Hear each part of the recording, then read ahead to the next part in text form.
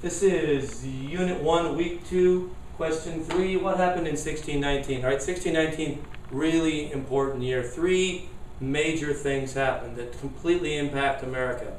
In a nutshell, the roots of slavery, the roots of democracy, and I guess you could say the roots of the ridiculously fertile high birth rate in the American colonies. Why? The House of Burgesses. Yes, the people there were in fact burghers, German term for citizens. But the House of Burgesses is a local government.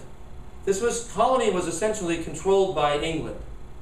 A 12 to 16 week ship trip away, one direction. So to get information and make decisions for day-to-day affairs of Virginia and the London Company and Jamestown, the colony, not very likely or practical.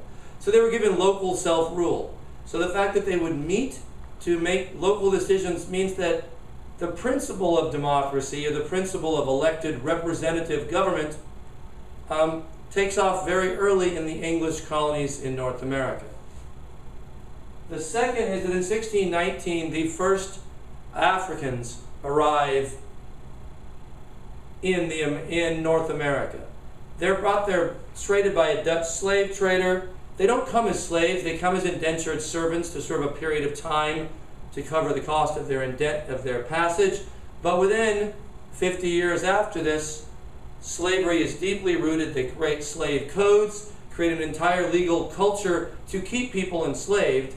And so the first blacks that arrive don't come as slaves, but very quickly the pattern of blacks coming as a permanent owned workforce is going to be put in place and be core at the fundamental foundation of America, without a doubt.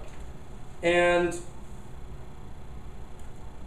the third is, when does this change? Well, it switches from a servant culture to a forced slavery, as I said, when they establish official slave codes. And the institutionalize, it's not an easy thing to impose.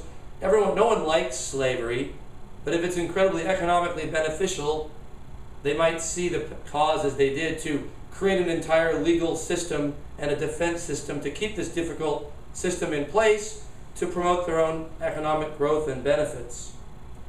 Eventually it's legalized, and by the 1680s, without a doubt, slavery is fundamental to the Virginia and American economies.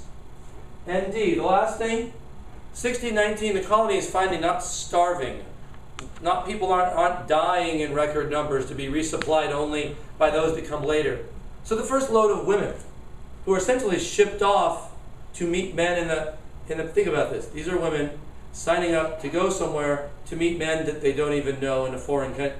That's kind of think of the cause, the condition, the economic position you'd have to be in to want to do that.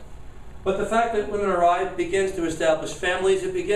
The colony becomes less a military trading outpost, and the establishment of a community and family culture, which very quickly is going to turn into the world's highest birth rate and the massive Malthusian expansion in numbers of America. Within 100 years, 150 years, they're going to just about equal the population of England itself.